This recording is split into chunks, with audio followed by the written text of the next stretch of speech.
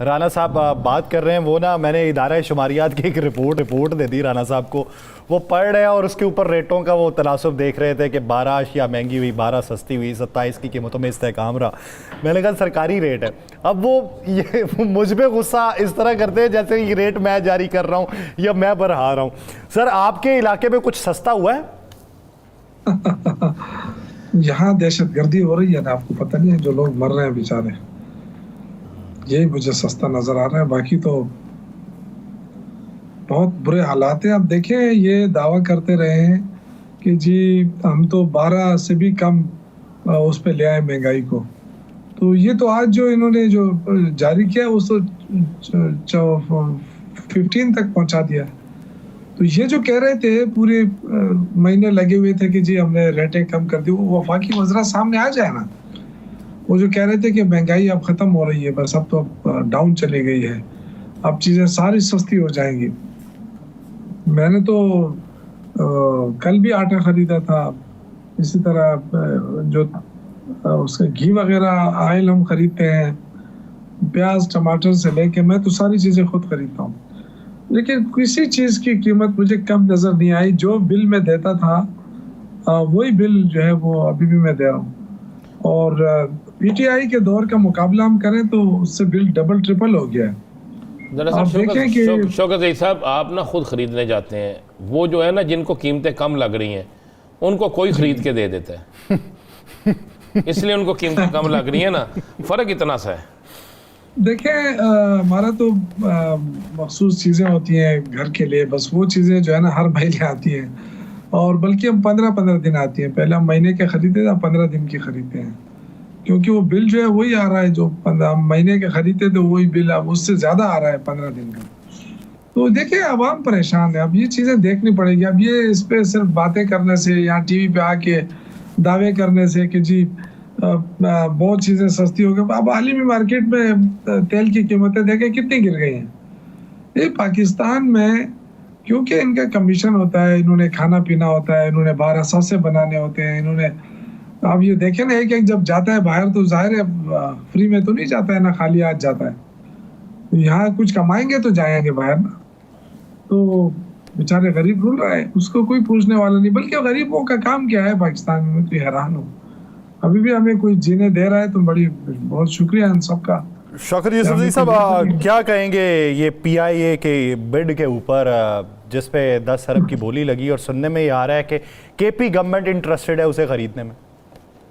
देखिए, अगर 10 अरब पे ये दे रहे हैं ना, तो फिर हमें 12 अरब पे दे दे, ताकि कम से कम हुकूमत के पास तो रहेगी ना।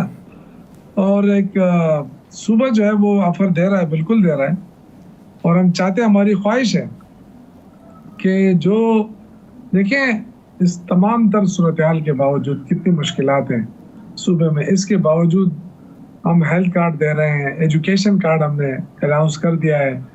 अल्हम्दुलिल्लाह मसाजिद के अंदर सोलराइजेशन शुरू हो गई है, डिग्री कॉलेजेस के अंदर सोलराइजेशन शुरू हो गई है।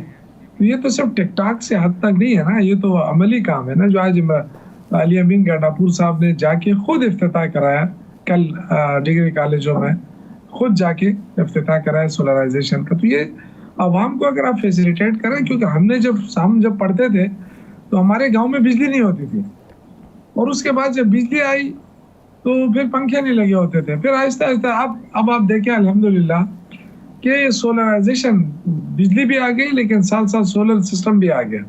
तो अब लोगों को ज़्यादा मज़ा आएगा ना, तालीम में भी, उसमें भी, मदरसों के अंदर भी। तो ये होता है किसी भी गवर्नमेंट का रिफाई उसके लिए की तरफ बढ़ने का। अब ये कि सिर्फ हम दावे करें कि जी हमने ये कर दिया, आप देखें कितना खसारा आ गया। जो अभी बजट का मैं देख रहा था, पंजाब का और खैबर पख्तूनख्वा का आप देख लेना, ये 160 अरब का प्लस बजट आ गया, सब प्लस। ये होते हैं परफॉर्मेंस, डिलीवरी कि अवाम अब एक काम करें, सर्वे करा दें आप, 92 का सर्वे करा लें आप, पंजाब में करा लें, सिंध में करा लें और खैबर पख्तूनख्वा में करा लें। इन तमाम तर मुश्किलात के बावजूद बड़ी बात है, आप हमें चाहे आगे साढ़े इश्तिहार बांध और सर्वे करो सारे को, ठीक है यूसुफ साहब, बड़ी बात है। आगे हमारे पता नहीं हमारे साथ क्या क्या हो रहा है। चलें, कोई नहीं, हम तो बर्दाश्त कर रहे हैं, इसलिए बर्दाश्त करते रहेंगे कि सच हक बोलना 92 का एक है फर्ज। अच्छा ये तो बताएं जी, ये नवंबर का महीना बड़ा अहम तरीन महीना है और तहरीक इंसाफ भी कह रही है कि इस नवंबर के महीने में ही हम अब फाइनल खेलेंगे, इससे आगे नहीं जाएंगे। तो आपको नवंबर में खान साहब की रिहाई नज़र आ रही? देखिए, एक बात तो बड़ी क्लियर है कि अगर सिर्फ कानून की बालादस्ती भी कायम हो जाए ना इस मुल्क में, आइन कानून की, तो कल इमरान खान बाहर आ जाएंगे। उनके ऊपर जो केसेस बने हैं वो इतने बेसलेस केसेस है कि वो नहीं उसको कोई रख सकता इतनी देर तक। और बाकी देखिए, नवंबर की बात इसलिए कही जा रही है कि हमने 3-4 जलसे कर लिए बड़े बड़े, हमने तहरीकें चला ली, वो एक टेम्पो बनना था, टेम्पो बन चुका है। अब हमने आगे क्या करना, वो हमने मंतक के अंजाम तक इस तहरीक को पहुंचाना है। तो वो नवंबर का महीना ही है। हम पूरी कोशिश हो रही है तहरीक इंसाफ की तरफ से, उनकी लीडरशिप की तरफ से, कि इस दफा जो तहरीक चलेगी, जो नवंबर में अभी अनाउंस हो रही है, वो तहरीक जो है वो इंशाल्लाह ताला वो मंतक के अंजाम तक ही पहुंचेगी। तो डेफिनेटली या तो ये हुकूमत, वैसे भी तो नवाज शरीफ तो चले गए ना मुल्क छोड़कर, वो तो बड़े मायूस होके गए, तो उन्होंने तो बड़े दावे किए थे मैं आके ये करूंगा वो करूंगा। नहीं तो आपके मुताबिक वापस नहीं आएंगे? देखिए, अगर आ भी जाए तो वो इतने दिल टूटे हुए दिल के साथ गए कि आते आते भी बड़ा वक्त लग जाएगा उनको। और मैं तो ये देख रहा हूँ कि अभी बाकी लोग भी शायद टिकटें कटवा रहे हैं। मुझे तो नहीं लगता कि ये लोग अब मजीद रहेंगे, क्योंकि इन्होंने ये तो कोई और गारंटियां मांग रहे हैं, और गारंटियां इनको कौन दे सकता है। और मुल्क का जो हशर कर दिया इन्होंने, कर्जों की भरमार कर दिए, इतने कर्जे ले लिए, अभी तक ये उस चक्कर से नहीं निकले। अब कितना धोखा देंगे आवाम से कि जी इमरान खान ने ये किया, इमरान खान ने वो किया। अब वो तो देखे ना, 3 साल हमने हुकूमत की, लेकिन उसके बाद भी तो आप लोगों ने डबल हुकूमत कर ली उससे, 3 साल से ऊपर चले गए। तो आपने क्या किया है? कुछ भी नहीं किया ना। तो आप उस मुकाम तक देखें ना, इन्होंने कहा था कि हम इकोनॉमी को तरक्की देंगे। तो आप मुझे बताएं कि हमारा जो उस वक्त का ग्रोथ रेट था कोरोना के बावजूद 6 था, आज बड़ी मुश्किल से 2.5 है, बड़ी मुश्किल से, इतने कर्जे ले लेके। तो ये तो डॉलर भी उस मुकाम तक नहीं पहुंचा सके जब हमारा दौर था, और ना ही चीजों की कीमतें वापस आ गई हैं।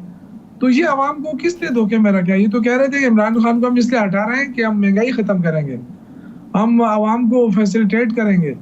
तो आवाम का तो बेचारों को तो अब यही सवाल कर रहे हैं कि वो वही वाला दौर वापस आ जाए हमारे लिए। अच्छा, फाइनल राउंड नवंबर का आखिरी हफ्ता या दरमियान में? देखिए, मेरे ख्याल से जो फर्स्ट वीक के बाद जो है ना, जो सेकंड वीक शुरू होगी ना, बस इसमें मेरे ख्याल से शुरू हो जाएगा। और मुझे उम्मीद है कि हम बड़े पुरअमन तरीके से, हमारे जो फैसला हुआ है कि बड़े पुरअमन तरीके से हम अपनी तहरीक चलाएंगे।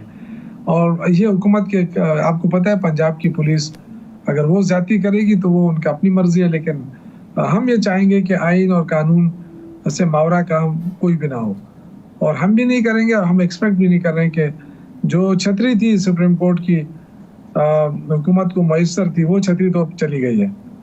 अब जो चीफ जस्टिस आए हैं वो मेरिट पे फैसले कर रहे हैं, तो हमने उनको वेलकम किया और उम्मीद रखते हैं कि इंसानी हकूक और सियासी वर्करों के हकूक की वायलेशन नहीं होगी कम अज कम। ये ऐसा नहीं होगा कि एक बंदा एहतजाज कर रहा है अपने हक के लिए और आप उस पर गोलियां चलाएं। तो मेरे ख्याल से अब पाकिस्तान के हालात बदलने की तरफ जाएंगे इंशाल्लाह।